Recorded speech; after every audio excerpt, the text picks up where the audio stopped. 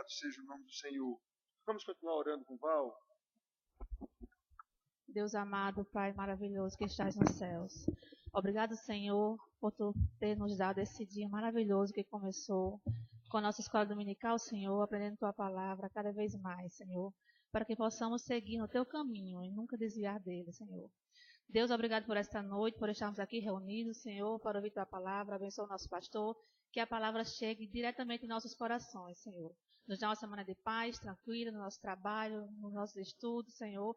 E seja sempre conosco, Deus, pois precisamos sempre estar contigo, Pai. Em nome de Jesus, assim que te oramos. Amém. Amém. Amém. Irmãos, vamos abrir nossas Bíblias no Evangelho segundo João.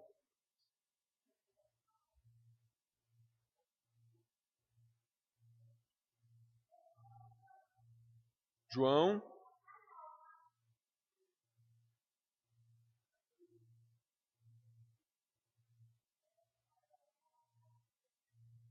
a mensagem do boletim, os pensamentos de Deus que são de paz, que são e não de mal. Pois é, mas esses pensamentos que são de paz e não de mal, foi quem mandou a Assíria acabar com o reino do norte. Foram esses pensamentos que são de paz e não de mal. Foram esses pensamentos que são de paz e não de mal que mandaram a Babilônia acabar com o reino do sul. Pois é. Então os pensamentos de Deus que são de paz e não de mal, não são os nossos pensamentos. Nós, quando nós lemos isso aqui, entendemos, eita, é só coisa boa que vem para... Não, tribulação vem de Deus, todas com um efeito pedagógico para nos ensinar. Então, na mensagem de hoje que vamos ler, é o encorajamento de Jesus, o conforto de Jesus aos seus discípulos, porque ele sabia muito bem o que eles iam passar. Pensamentos de paz e não de mal. Mas Jesus sabia o que eles iam passar. Então vamos ver aqui. Não somente aqueles, os primeiros discípulos originais de Jesus, os primários, mas qualquer um que seja discípulo verdadeiro de Jesus, uma raridade no planeta Terra. Então o capítulo 14, de 1 a 3, diz assim: Não se turbe o vosso coração, credes em Deus, crede também em mim. Na casa de meu pai há muitas moradas. Se assim não fora, eu vô-lo teria dito, pois vou preparar-vos lugar.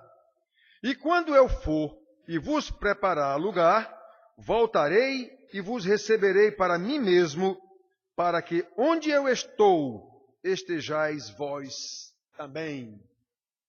Que Deus nos abençoe com o entendimento da sua palavra e derrame mais graça ainda sobre nós, para que, uma vez entendida esta palavra, possamos pô-la em prática com coragem, a coragem que o próprio Senhor Jesus infunde em nós pela sua palavra. Louvado seja Deus. Então, irmãos, olhem só. Esses 3 primeiros versículos aqui, desse capítulo, são muito conhecidos. Eles, na verdade, são... Por causa das suas maravilhas espirituais que tem aqui, eles normalmente são ditos em ocasião de grande tristeza em família, são ditos em leitos de enfermidades, são ditos em cerimônias fúnebres. Casa de meu pai há muitas moradas, não se turbe o vosso coração, vou preparar-vos lugar. Quantas pessoas enfermas já foram revigoradas com estes versículos? Quantas famílias que perderam entes queridos também já foram confortados com estes mesmos versículos? Mas a realidade aqui dos discípulos de Jesus e a situação em que eles estavam era bem outra. Não tinha nada a ver com doença em família, não tinha nada a ver com óbito em família, tinha a ver com a luta que eles iam enfrentar por causa da pregação do Evangelho. Então, o Senhor Jesus, encorajando os seus discípulos, confortando já de antemão os seus discípulos, preparando-os para as coisas terríveis pelas quais eles iriam passar. Então, o Senhor lhe receita alguns remédios, que nós vamos ver aqui. Jesus lhes receita alguns remédios. Primeiro remédio, a fé. Credes em Deus. Crede também em mim. Tenham fé. Tenham fé. Não se turbe o vosso coração, crede em Deus. Crede também em mim.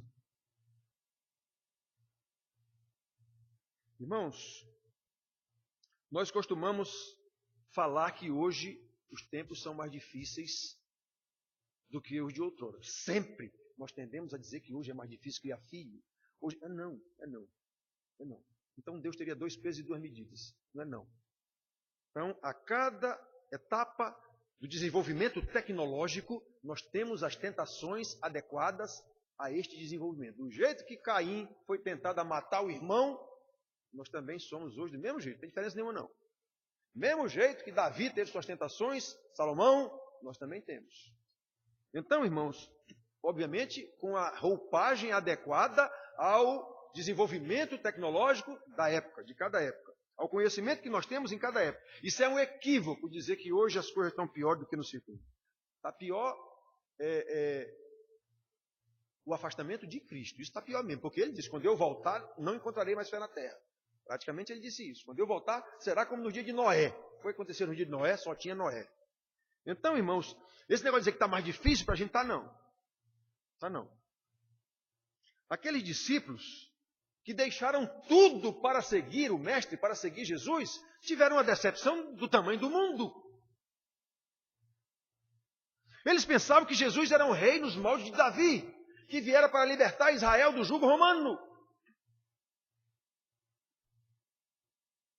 De repente, o rei que nós imaginamos chegar a dizer, Senhor, quando tu estiver no teu reino, me dá um lugar à tua direita ou à tua esquerda. Lembram? João e Tiago? Um evangelho diz que foram eles mesmo que pediram. Outro evangelho diz que foi a mãe deles que pediu. Não interessa, todos estavam errados, só que diz isso. Se foi a mãe ou se foram eles, estavam errados. Então eles imaginaram que era um reino semelhante ao de Davi. De repente, aquele rei que nós imaginamos está morto numa cruz, como um bandido. Já pensaram a decepção desses homens? Não era pior que nós não temos uma vida pior. Pior era ele naquela época. Isso sim. Era muito pior acreditar que Jesus era o Filho de Deus. Como? Se eu vi ele nascer, filho de José e Maria, se criou aqui junto com a gente, como é que agora esse camarada é filho de Deus? Hoje nós temos a história para nos contar tudo direitinho. Eu acho que é muito mais fácil a gente entender isso aqui do que ele naquele tempo. Fácil de entender é. Agora, receber a salvação, aí é com Deus. Então, irmãos, olhem só. Claro que eles ficaram arrasados. Hoje nós sabemos exatamente tudo o que aconteceu, porque temos o relato bíblico. Eles não tinham. Eles estavam vivenciando aquela história que veio a ser escrita para nós aqui. O Senhor Jesus, porém, de antemão, já sabia dos acontecimentos antes da precipitação desses acontecimentos. Ele falou a eles pelo menos 3 vezes que ia ser entregue aos ímpios para ser morto. Eles nunca entenderam isso. Então Jesus, sabendo disso, sabia que precisava injetar nos seus discípulos um remédio fortíssimo. A fé, para começo de conversa. A fé. Posteriormente, o apóstolo João, lá na sua carta, 1 João, capítulo 5, versículo 4, diz: essa é a vitória que vence o mundo, a nossa fé. Ele aprendeu com o Mestre. Depois de tudo que ele passou, e ainda estava passando, ensinando os irmãos aos quais ele escreveu, provavelmente a igreja de Éfeso. Então ele diz isso, depois de tudo que estava passando e vinha passando e ainda iam passar. Esta é a vitória que vence o mundo. Não é a vitória das igrejas de hoje, não. Estava falando da vitória contra o pecado, contra o mundo, contra Satanás e até contra a morte. A nossa fé. 1 João, capítulo 5, versículo 4. Foi esse o primeiro remédio que Jesus infundiu nos seus discípulos. Ele sabia o que eles iam passar. Não se turbe e perturbe, é a mesma coisa. Não se turbe o vosso coração. Crede em Deus, crede também em mim. O que eu estou dizendo para vocês vai acontecer. Irmãos, é interessante como nós lemos a Bíblia, estudamos a Bíblia aqui. Já disse, pela graça de Deus, nós temos muito estudo bíblico aqui. Temos segunda-feira aqui na igreja, na casa do presbítero Daniel, lá no Bessa. Temos quarta-feira na casa do pastor Antonino, na casa do bacharel João Batista. Temos sexta-feira de novo aqui na igreja comigo. Temos a escola dominical e as nossas pregações, tanto minha como do Antonino, são ensinamentos da palavra. Não são um negócio da cabeça do sujeito para agradar ninguém, não. Não se turbe o vosso coração.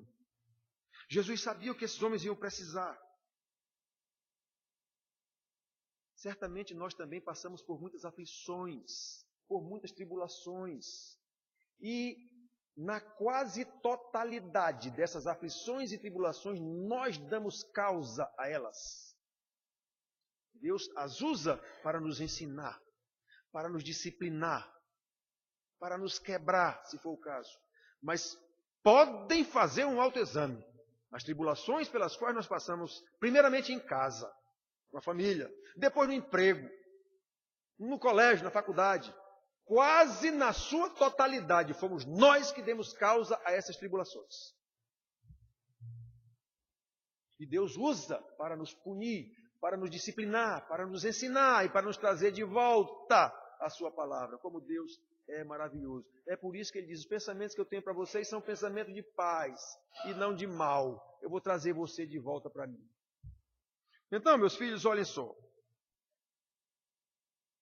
Nós também passamos por tribulações, aflições, decepções, desapontamentos, como os discípulos passaram.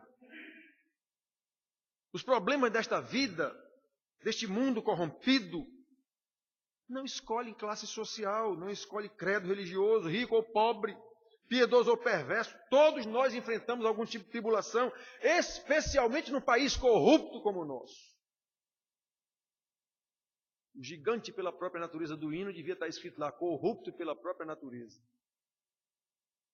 Mesmo o mais santo dos crentes pode ter que beber muitos cálices amargos, capazes de turbar o coração de alguém, a ponto de dizer, Senhor, eu sou teu servo. A situação em que você diz, Senhor, por que isso? Para que isso? A situação em que você, eu não dei causa a isso. Lembra que Jó disse isso? Eu não dei causa a isso. Nunca botei meus olhos numa donzela, eu não pequei, eu tenho consciência disso. Jó dizia, pois é, justiça própria. Deus disse, pois não, eu vou lhe mostrar o quanto você ainda tem que aprender sobre mim. Ele fez isso com Jó. Fez isso com Paulo, com tal espinho na carne. E às vezes ele faz isso com nós. Estamos tudo direitinho, mas só que estamos direito demais, com justiça própria. Eu mereço. Eu mereço isso. Uma vez um presbítero pregou aqui, daqui da nossa igreja, dizendo isso. Eu não peço a Deus mais do que eu mereço. Eu só peço a Deus que me dê aquilo que eu mereço. E ele não aprendeu isso comigo? Ele não aprendeu isso comigo. Quando ele me passou o púlpito de novo, eu digo, o presbítero pregou aqui, pedindo que Deus lhe dê só o que ele merece. O que ele merece é a morte, é o inferno. Assim como qualquer um de nós. O presbítero se equivocou.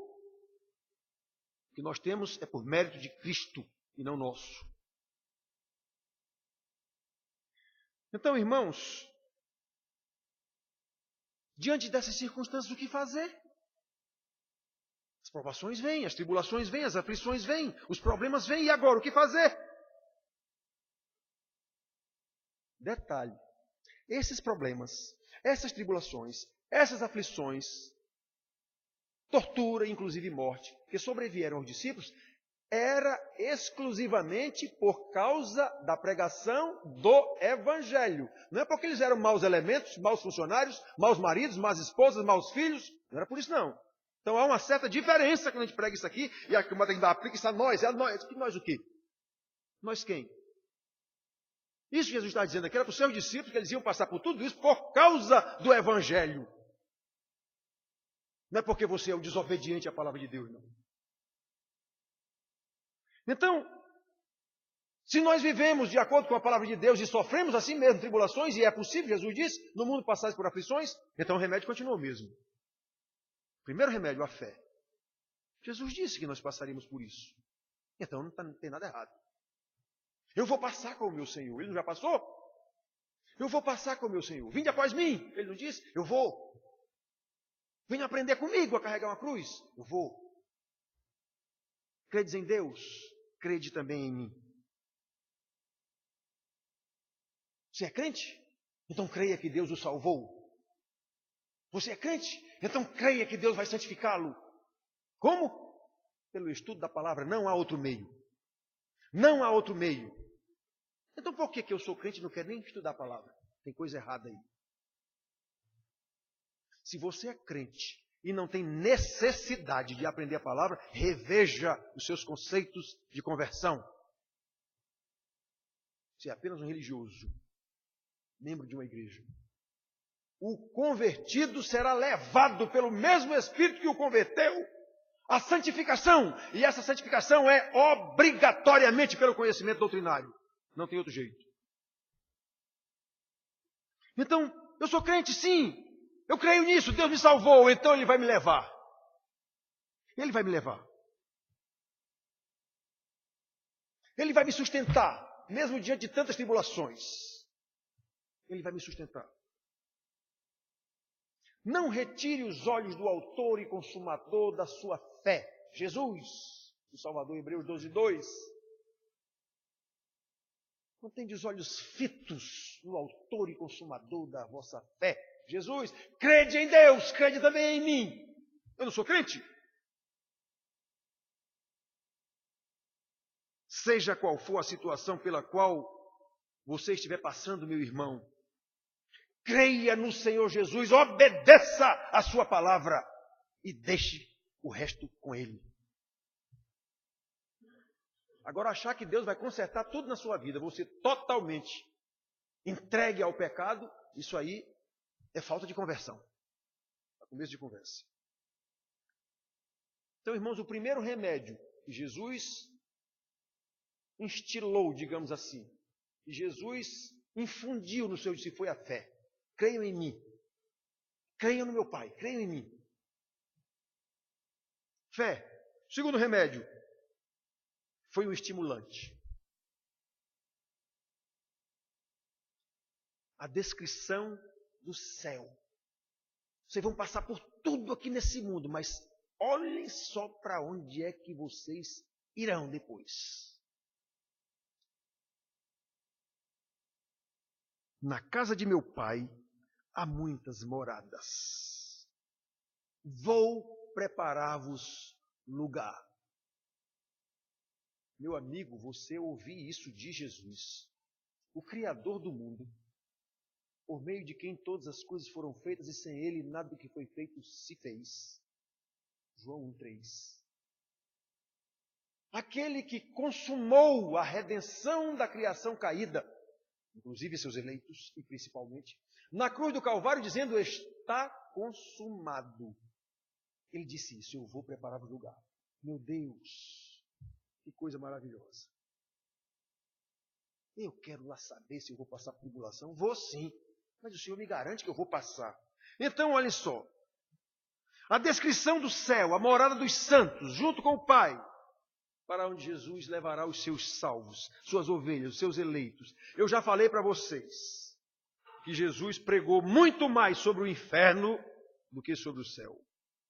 Sabiam disso? Pois é. Jesus pregou muito mais aos seus discípulos sobre o inferno do que sobre o céu. Por quê? Porque ele sabia que essa era a realidade do mundo. O mundo jaz no maligno. Jesus veio tirar suas ovelhas do meio desse mundo do maligno e deixá-los nesse mesmo mundo agora como luzeiros para iluminar as trevas nas quais o mundo está posto. Quem pôs? Deus. Então, irmãos, não há muito ensinamento na Bíblia sobre o céu, não, como é o céu. Mas no versículo 2, há algumas informações. Na casa de meu pai há muitas moradas. Olha, irmãos, é um lar. É um lar. Um lar, coisa aconchegante. Todo mundo sabe o que é um lar. Mesmo um lar desmantelado, todo mundo sabe o que é um lar. Um lar. É o lar de Cristo com os seus discípulos. Lembram lá no Éden? Toda tarde Deus vinha conversar com Adão e Eva. Então eu tenho, na minha percepção bíblica, nos meus estudos bíblicos, que na Nova Jerusalém, no Novo Éden, na Nova Canaã, este que vem conversar conosco é Jesus, o Filho de Maria, de carne e osso como nós. O Deus, Filho, que encarnou e não perdeu mais esta carne, nem perderá. Nós seremos como Ele. É Ele que vai caminhar abraçado conosco. Oh, que maravilha! É Deus. Que maravilha, irmãos. Ele está dizendo, olha, eu vou levar vocês para a casa do meu Pai. Meu Deus do céu, quando você lembra dessas coisas. Por isso, o crente não pode ficar com o coração turbado, perturbado, abatido. Nós devemos saber que ao fim dessa vida terrena, estaremos indo para o nosso lar definitivo. Neste mundo somos forasteiros, peregrinos, como a Bíblia fala em tantas vezes. A nossa casa, o nosso lar, como todos nós sabemos, é um lugar onde geralmente, a nossa casa aqui, nesse mundo perverso, nós sabemos que é um lugar onde geralmente somos amados pelo que somos. Nós temos irmãos aqui na igreja com filhos perversos, ainda, pelo menos ainda, orando pela graça de Deus que esse ainda chegue a termo. Nós temos irmãs aqui na igreja com filho alcoólatra, que todo dia chega embriagado em casa. E ela o ama a si mesmo. E como o ama? Pois é, esse é o nosso lar. Mesmo sendo nós perversos, somos amados no nosso lar. Imagine, uma vez salvos, uma vez santificados, quando chegarmos no nosso lar celestial definitivo. Que maravilha. Então, só para a gente imaginar, como será esse pensamento de paz e não de mal, quando chegar no nosso lar celestial. Se somos amados aqui, num lar desestruturado, às vezes, por pais que nem crentes são, mas nos amam. Imaginem nosso Pai celestial. Que maravilha, meus irmãos, que maravilhas. Eu tenho aconselhado alguns filhos daqui da igreja, rebeldes contra os pais, falando mal dos pais. E eu lhes digo, em todos os casos, meu filho, deixa eu lhe dizer uma coisa, não há ninguém nesse mundo que ame você mais do que seus pais. Todos que vão lá se queixar dos pais, eu digo isso. Não há ninguém nesse mundo que ame você mais do que seus pais. Nem sua namorada, que você pensa que ama você mais do que seu pai. Farrape com ela, ela lhe deixa na hora. Vê se seus pais lhe deixam. Todos. Deve ter alguém aqui que já escutou isso de mim.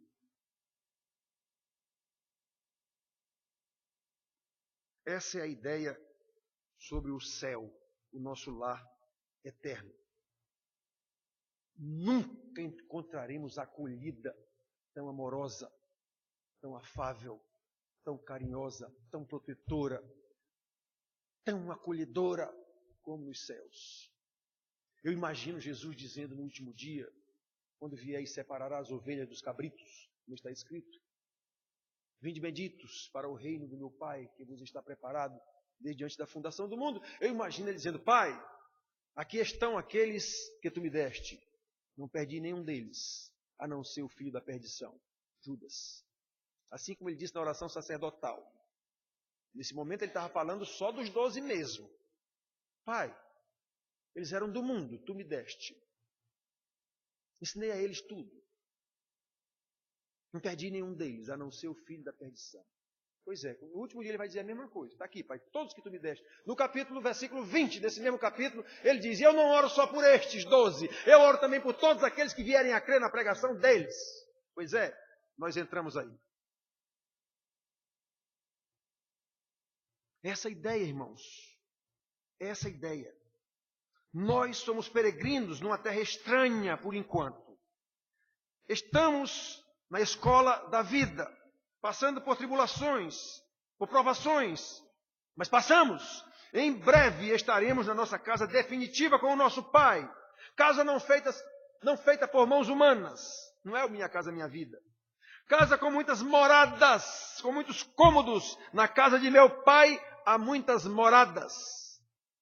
Há lugar para todos vocês. É isso que quer dizer isso. Lá haverá lugar para todos os crentes em Jesus. E nenhum sequer ficará desalojado. Porque o Senhor Jesus mesmo foi nos preparar lugar. De modo que, onde Ele estiver, estejamos nós também. Vou preparar-vos lugar. E quando eu for e vos preparar lugar, voltarei e vos receberei para mim mesmo, para que onde eu estou, estejais vós também. Que palavra encorajadora. Que estimulante, poderosíssimo Jesus deu aos seus discípulos, mesmo diante da certeza de que vocês vão passar por aflições, tribulações, perseguições. Já preguei aqui outro dia sobre isso também, quando ele disse aos discípulos o que eles iam passar. Irmão querido, você sente saudade do céu? Há um livro, não lembro agora quem é o autor, que fala sobre essa nostalgia do impossível. Assim, que a gente às vezes sempre quer alguma coisa que a gente nem conhece, nem sabe como é, mas a gente tem saudade disso que eu nem sei. Quer ser rico, você nunca foi rico, mas você tem saudade de querer ser rico. Tenho saudade. Então, nostalgia do céu. Como é que eu posso ter nostalgia de algo que eu não conheço? Conheço, a Bíblia me diz como é. A informação que a Bíblia dá é o suficiente. Então eu imagino, o Apocalipse diz, naquele dia, diante do Cordeiro que venceu, os 4 seres viventes que eu não sei o que é, um dia saberei. Cantando não, declarando louvores ao Cordeiro. Depois, os 24 anciãos. Aí a Bíblia diz o que é. São os 12 príncipes de Israel e os 12 apóstolos. Também se juntam esses 4 anciãos, declarando louvores ao Cordeiro. Aí a eles se juntam as miríades e miríades de anjos do céu. Todos eles dizendo, bendito é o Cordeiro que venceu o mundo. Que maravilha! Aí a eles se juntam uma multidão de vestidos de brancos. Então eu sei como é assim. Eu tenho como imaginar isso. Que maravilha! E Jesus garante isso. Eu vou preparar lugar para vocês. Na casa de meu pai tem lugar para vocês lá. Irmãos, que maravilha, irmãos. Que maravilha. Aí, eu pergunto, você sente saudade desse lugar? Ou morre de medo de morrer? Eu já disse, quem tem medo de morrer não é crente. Ou então nunca entendeu direito o que é ser crente. Não sabe ainda o que é céu. Se prefere ficar nesse mundo, ainda entregue ao maligno pelo próprio Deus, tem coisa errada aí. Tem coisa errada aí. Ah, porque eu penso nos meus filhos. E Deus não sabe mais do que você cuidar desses filhos, não? Se for o caso. Uma pessoa se vê diante da morte, se agarra até com um candomblé, se for preciso para não morrer. Crente. Aí põe de Macedo lá, tomar um banho de sal grosso e não sei o quê. Crente. Daqui dessa igreja, com todos os meus ensinamentos, com toda a minha braveza, eu sei de irmãos que foram lá põe de Macedo. Ser benzido lá, ser não sei o quê. Chamar um pastor de Macedo para ir orar na casa dele. Eu sei. E repreendi. No caso, foi um presbítero. Eu digo, peça, renúncia agora mesmo. Você não pode ser presbítero aqui.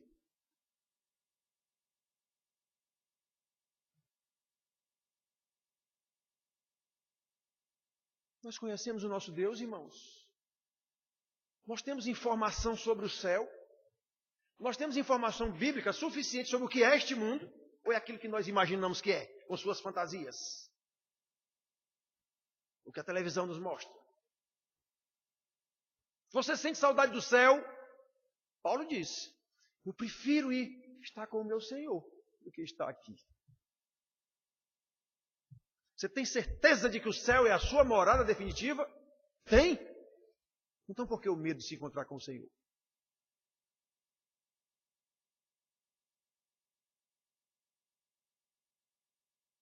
Se você não tem essa certeza, meu irmão querido, eu o exorto como sempre faço.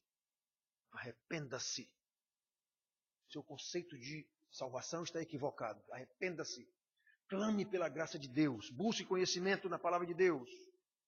Repito, ensinamento nessa igreja aqui é o que não falta. Humilhe-se diante de Deus. Peça-lhe que lhe dê essa confirmação. Eu sou um cidadão do céu, eu tenho saudade do céu, sim. Peça que o Espírito testifique com o seu Espírito que você é filho de Deus. Romanos 8,16. O próprio Espírito testifica com o nosso Espírito que somos filhos de Deus. Como é que o Espírito testifica? Com a minha obediência. Não há outro jeito. Só há um jeito de confirmar que eu sou salvo. A minha obediência. E para obedecer eu tenho que saber o que é que eu vou obedecer. A palavra de Deus. E para saber a palavra de Deus eu tenho que estudá-la.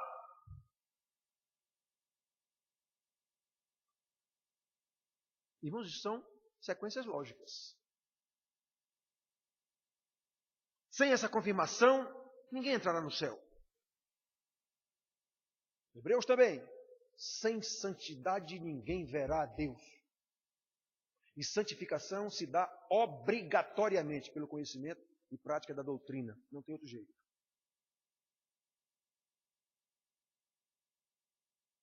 Mas, irmãos, quando nós temos essa certeza, quando Jesus nos diz isso, e nós temos essa certeza pelo Espírito, meu Deus, até o ladrão da cruz, quando se arrependeu, clamou, pediu clemência a Deus, Senhor, se lembra de mim, do teu paraíso. Jesus disse, hoje mesmo tu estarás comigo no paraíso. Meu Deus do céu! Imaginaram a felicidade que esse homem ficou, mesmo numa cruz? Está em Lucas 23, 43. Irmãos, nada menos do que essa confirmação pelo Espírito Santo aquietará o nosso coração turbado por tanta desgraceira nesse mundo perdido. Então nós ficamos também no mundo. Eu tenho que me virar. Todo mundo é desonesto, eu tenho que ser também? Senão eu vou ficar para trás. Lá no emprego tem que trair a mulher, senão você não é macho. Então eu vou ter que demonstrar que eu estou traindo minha mulher também. Senão meus colegas de trabalho vão fazer gozação de mim.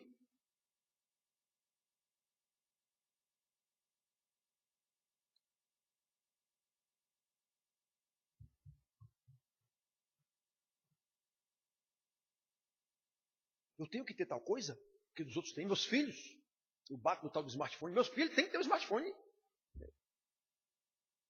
Meu não sei o quê.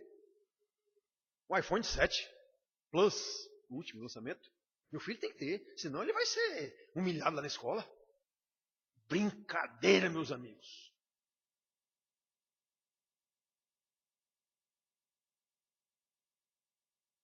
Precisamos conhecer o nosso Deus. Precisamos conhecer a sua palavra.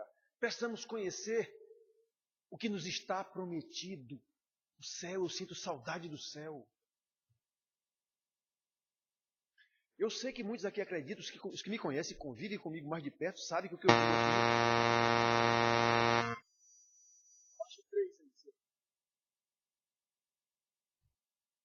Som. Muito bem.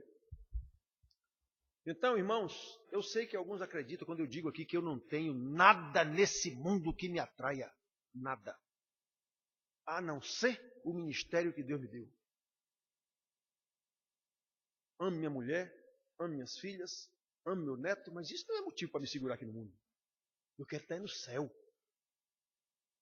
Mas sei que Deus tem um ministério para mim ainda aqui. Como Paulo, então eu vou ficando por aqui. Mas nada me atrai nesse mundo aqui, mais do que a minha saudade do céu. Nada.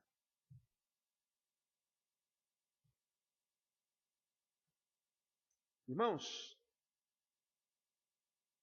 por isso mesmo, o último remédio receitado pelo Senhor Jesus é a esperança. É a esperança. Para quem vive num mundo desgraçado, com o coração inquieto, turbado, perturbado, desesperado e desesperançado num país chamado Brasil, corrupto. Todo mundo é corrupto.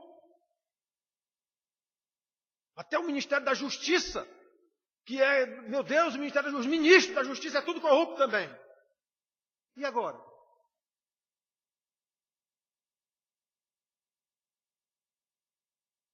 Eu vi uma matéria em que um dos ministros do Supremo Tribunal estava sendo entrevistado, e em dado momento ele falou lá, ora, se você não confiar no Supremo Tribunal, o repórter interrompeu, confio não, senhor. Disse desse jeito para ele: confio não, senhor. Quem é que confia mais em justiça no Brasil, em tribunal no Brasil? Ninguém. Então, diante dessa desesperança, temos esse remédio de Jesus, o último remédio, a esperança. A esperança. Meu Deus, Jesus sabe que somos fracos. Ele sabe que somos propensos a ter dúvidas a respeito da salvação. Inclusive, quantos irmãos já estiveram comigo no gabinete dizendo: pastor, eu tenho dúvida. Eu tenho dúvida da minha salvação. Será que eu sou mesmo salvo? O que o senhor ensina aí eu não consigo fazer. Então eu sou salvo mesmo? Será que eu sou mesmo filho de Deus, pastor? Será que eu vou mesmo para o céu? Por isso o Senhor Jesus receitou como último remédio. Primeiro remédio, a fé. Não é? Segundo remédio, uma visão do céu, uma informação sobre o céu para onde você vai. Terceiro remédio, a esperança.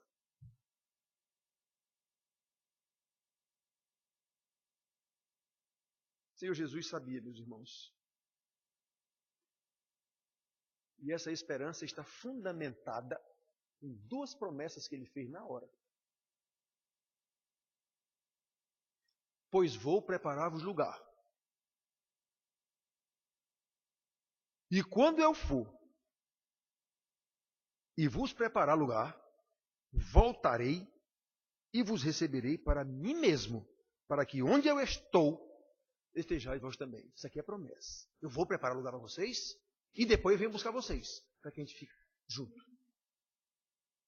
Meu Deus do céu, que estímulo essa esperança. Esperem. Lembra de Paulo dizendo, toda vez que celebramos a ceia, estamos anunciando a volta de Cristo. Por quê? Porque ele disse isso. Eu não vou mais comer com vocês isso aqui não, só quando eu voltar no reino do meu Pai. Então, irmãos, nós temos essa esperança. A primeira promessa, vou preparar-vos lugar. Irmãos, o céu é a nossa morada eterna por direito. Não que tenhamos feito qualquer coisa para ter esse direito. Esse direito nos foi outorgado, nos foi creditado pela justiça de Jesus. Está escrito, somos herdeiros e co-herdeiros com Cristo. Antes não éramos família, agora somos família de Deus. Meu Deus do céu, que esperança! Jesus morreu a nossa morte na cruz, ressuscitou para que tenhamos vida com Ele e nele. E agora garante que nós seremos entronizados no céu com Ele. Ele mesmo foi nos preparar lugar. Não há quem nos impeça de morar no céu com o nosso Senhor Jesus. Ele garantiu isso. Assim como o pai do filho pródigo, lembra da pregação do domingo passado, pastor Antonino? Quando divisou o filho aos frangalhos, correu para ir buscar esse filho e o trouxe nos seus braços e mandou-lhe botar um anel no dedo e sandália nos pés e roupas limpas. Irmãos, Jesus disse que vai fazer a mesma coisa. Ele não vai esperar a gente lá no céu, não. Ele vem buscar a gente aqui. Meu Deus do céu, eu venho buscar.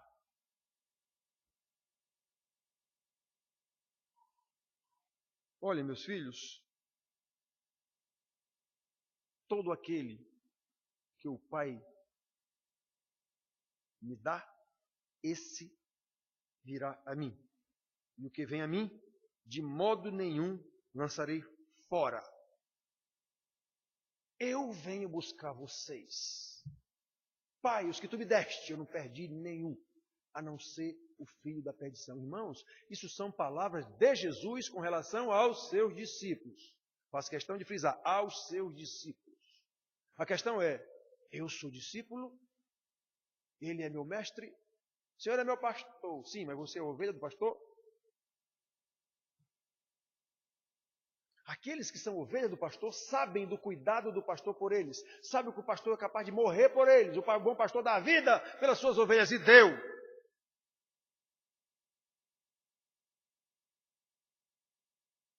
Não há quem nos impeça de ir morar no céu com o nosso Senhor e Salvador. Ele mesmo garante isso. Eu venho buscar vocês. A segunda promessa, nesse pequeno trecho, é: a primeira promessa foi: vou preparar-vos lugar. Aliás, eu vou preparar-vos lugar. A segunda promessa: eu venho buscar vocês quando o lugar estiver preparado. Eu voltarei e vos receberei para mim mesmo. Irmãos, isso é tremendo. Eu, quando celebro a Santa Ceia aqui, eu às vezes lembro, meus irmãos, vocês sabem o que é Jesus? Deus partindo pão e dando aos seus discípulos. Vocês sabem o que é Jesus lavando os pés dos discípulos para mostrar para eles o que é ser servo? Meu Deus do céu. Mas é como salmista, isso é grandioso demais para a minha cabeça.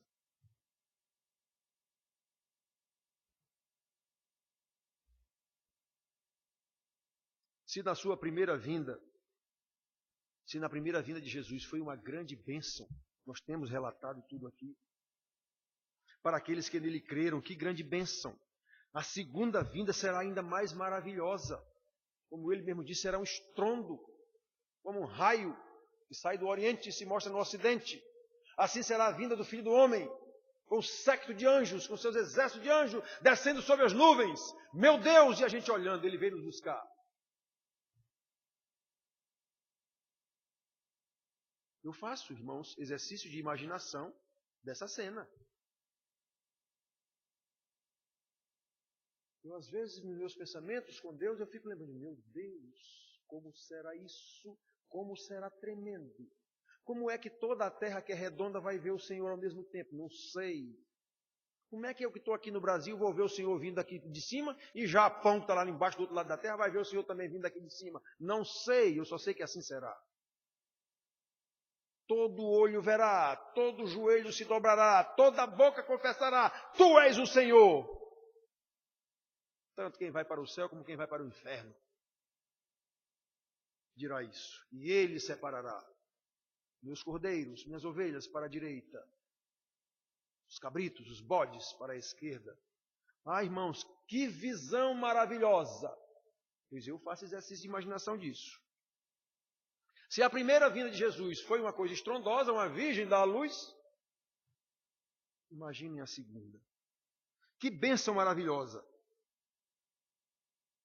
Bênção para quem? Para aqueles que têm certeza de que vão morar com Ele no céu. Os cabritos ficarão simplesmente aterrorizados. E já sabem da sua sentença. Como eu gostaria, irmãos, que todos aqui tivessem certeza de que o Senhor virá e você estará de braços. Senhor, meu Senhor, o Senhor veio me buscar. Meu Senhor, como eu gostaria que todos tivessem certeza de que ouvirão, vinde benditos, servo bom e fiel, entra na morada do meu Pai que eu fui preparar lá.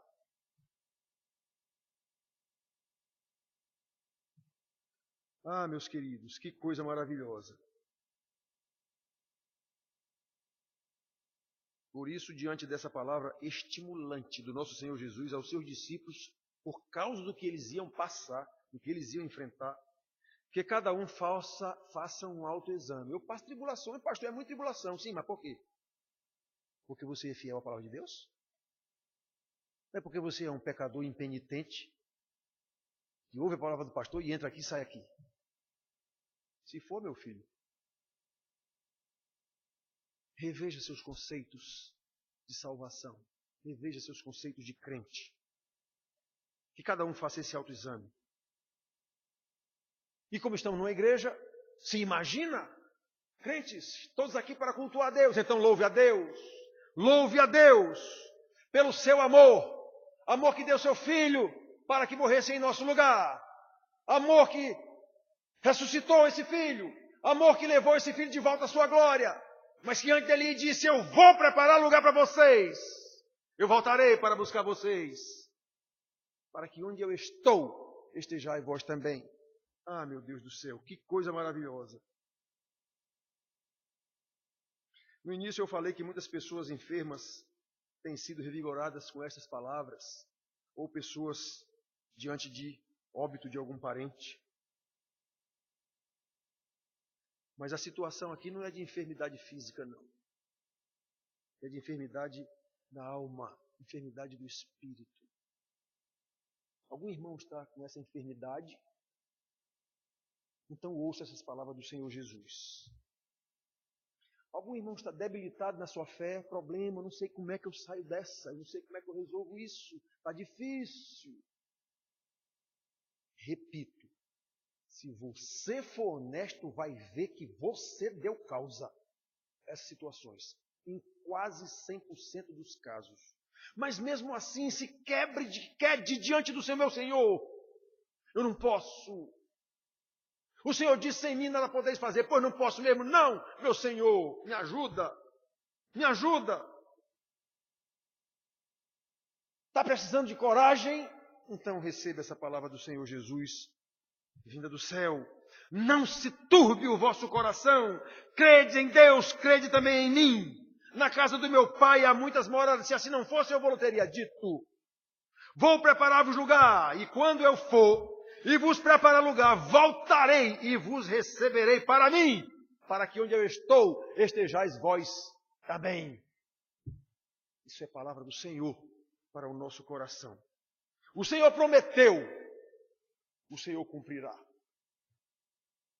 E sabemos que Ele realmente fará isso, não por nós, mas para louvor da sua própria glória.